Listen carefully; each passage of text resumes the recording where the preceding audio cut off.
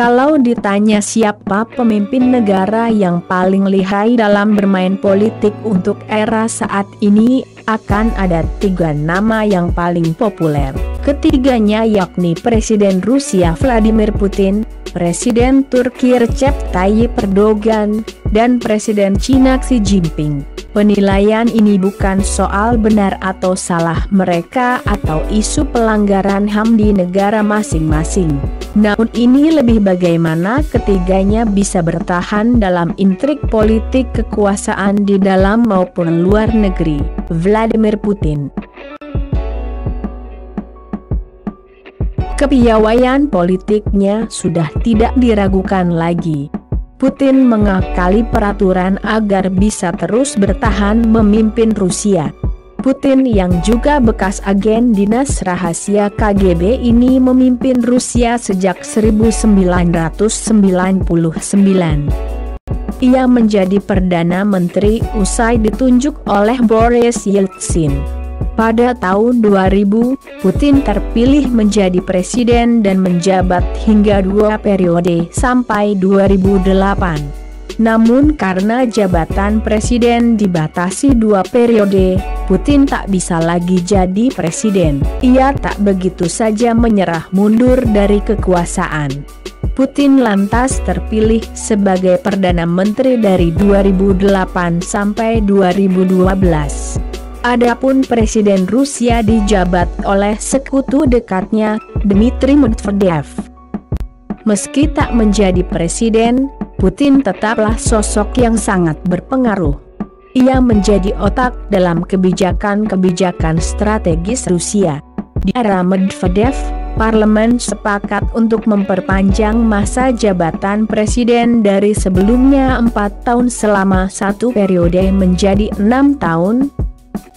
Artinya presiden yang terpilih pada 2012 bisa berkuasa hingga 2024.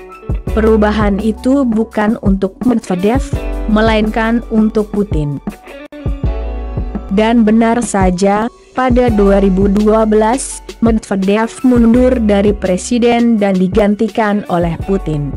Saat ini, meski 2024 masih tersisa 4 tahun lagi, Putin telah mengambil ancang-ancang untuk tetap berkuasa lewat jalan amandemen konstitusi.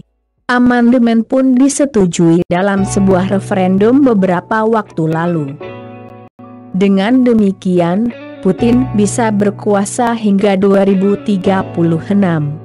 Dalam amandemen itu disisipkan klausul presiden bisa menjabat hingga 4 periode. Artinya masih akan ada 12 tahun lagi bagi Putin berkuasa, jika tetap maju pada 2024 mendatang. Selama memimpin Rusia, Putin sangat aktif dalam bermain politik luar negeri. Salah satu pertarungan politik Rusia dan negara barat yakni saat konflik Ukraina dan Suriah. Barat yang mencoba menggoyang pengaruh Putin di Ukraina, harus membayar mahal dengan pencaplokan Crimea pada 2014. Putin mengerahkan militernya di wilayah utara Ukraina, dan membuat negara tersebut bergejolak. Barat menjatuhkan beragam sanksi ke Rusia. Namun Rusia bergeming. Eropa justru tak berani terlalu jauh memberi sanksi ke Moskow karena khawatir dengan penghentian pasokan gas. Seperti diketahui, Rusia merupakan pengekspor pasokan gas terbesar ke Eropa selama 50 tahun terakhir. Rusia memiliki kartu Eropa, demikian pula di Suriah. Berulang kali Barat ingin menjatuhkan Presiden Bashar al-Assad, namun tak juga berhasil. Rusia memiliki kepentingan strategis di Suriah mengingat Moskow memiliki pangkalan militer di sana. Karena itu, Rusia membela mati-matian pemerintahan Assad baik dari milisi ISIS maupun oposisi Suriah yang didukung Barat. Recep Tayyip Erdogan.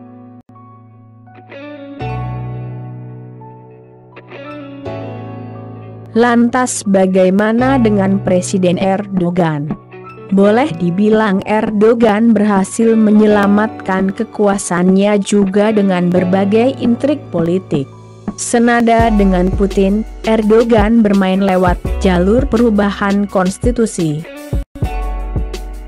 Seperti diketahui, Erdogan sebelumnya adalah seorang Perdana Menteri. Mantan wali kota Istanbul itu terpilih menjadi Perdana Menteri pada 2003.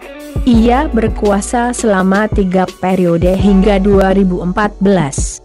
Setelah 2014, ia tidak bisa lagi berkuasa karena sudah dibatasi oleh aturan. Namun Erdogan tak hilang akal.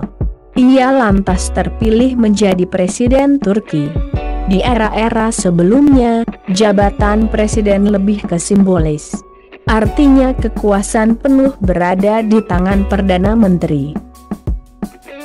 Di era Erdogan presiden, semua aturan itu diubah. Erdogan dan sekutunya mengubah konstitusi pada 2017 dan menjadikan negara menganut sistem presidensial. Erdogan yang terpilih lagi pada 2018 berhak mengangkat dan memberhentikan para menteri secara langsung. Adapun jabatan Perdana Menteri dihapus untuk pertama kalinya dalam sejarah Turki. Politikus Muslim yang berangkat dari jalur Partai Keadilan dan Pembangunan ini juga selamat dari upaya kudeta pada 2016 lalu.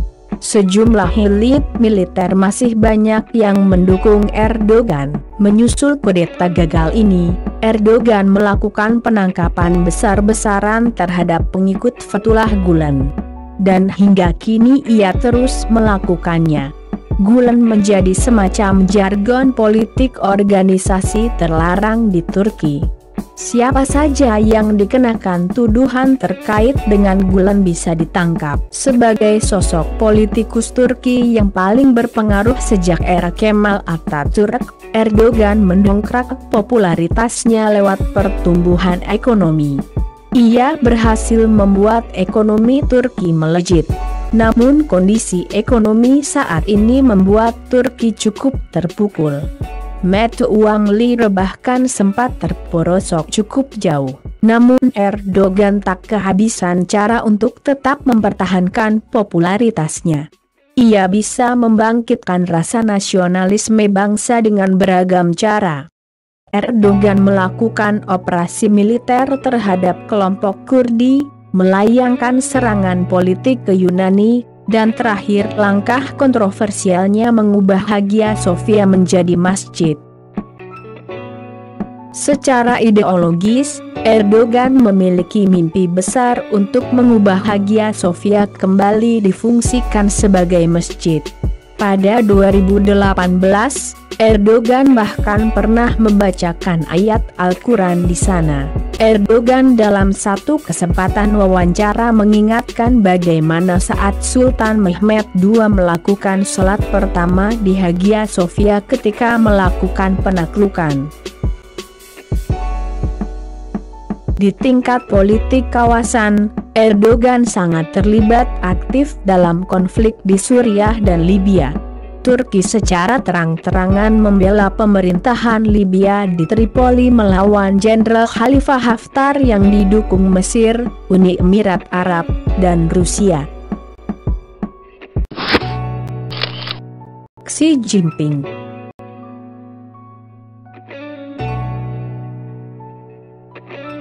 Lalu bagaimana dengan Presiden Xi Jinping? Di bawah Xi Jinping, Cina menjadi negara yang sangat ekspansif. Secara kekuasaan di dalam negeri, Xi Jinping mungkin lebih stabil dibanding dari Erdogan. Ini mengingat kebijakan Cina yang menganut sistem satu partai. Kekuasaan akan sangat ditentukan oleh intrik politik di dalam tubuh Partai Komunis Cina. Xi Jinping berhasil menguasai intrik-intrik politik tersebut. Sama dengan Erdogan dan Putin, ia juga melakukan perubahan pada konstitusi yang bisa membuatnya lebih lama berkuasa. Pada 2018, Parlemen Cina menyetujui perubahan konstitusi yang membuat Xi Jinping bisa menjadi presiden seumur hidup. Padahal presiden terdahulu hanya memimpin selama 2 periode. Di bawah Xi Jinping, Cina juga melakukan ekspansi dengan kebijakan Belt and Road Initiative (BRI). Cina menggelontarkan multimiliar dolar untuk proyek infrastruktur di berbagai negara. Cina berinvestasi dari mulai Asia Tenggara, Eropa Timur hingga Afrika. Setidaknya 71 negara yang tergabung dalam proyek ini, dan Indonesia masuk di antaranya. Lewat kebijakan ini, Cina menancapkan pengaruhnya di dunia menyaingi Amerika Serikat yang menguasai sektor keuangan. Namun proyek ini bukan tanpa risiko. Sejumlah negara telah meminta negosiasi ulang mengingat beratnya bunga yang harus dibayar. Malaysia termasuk di antaranya yang melakukan renegosiasi. Beberapa negara di Afrika juga mengajukan keringanan pembayaran, apalagi di tengah kondisi pandemi saat ini. Tapi bagaimanapun Cina telah berhasil menancapkan kuku-kukunya di belahan dunia. Cina tak khawatir dengan sanksi yang dijatuhkan oleh Amerika Serikat sekalipun. Alih-alih berlutut minta maaf, Cina justru membalas sanksi yang dijatuhkan oleh Paman Sam. Cina tak khawatir karena mereka telah menjadi bagian utama dari rantai produksi global. Jejaring utang Cina telah menebar di banyak negara. Kekuatan militer Cina juga tak bisa dianggap remeh.